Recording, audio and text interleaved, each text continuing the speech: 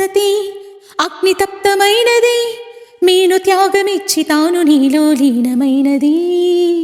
ఆదిశక్తి ఆకృతి అత్రిజాత పార్వతి స్థాణువైన ప్రాణధవుని చెంతకు చేరుకున్నది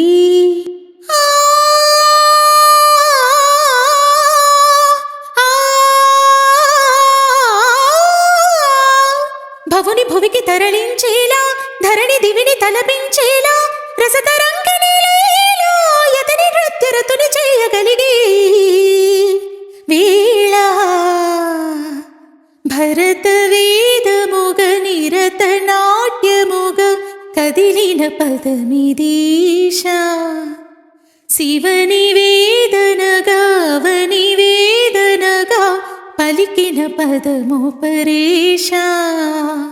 నీలకంధరా జాలి పొందరా కరుణతుననుగనరా నీలకందరా శైల మందిరా మురవిని బదులిడరా నగజామనోజ జగదీశ్వర బాలేందు శేఖర శంకర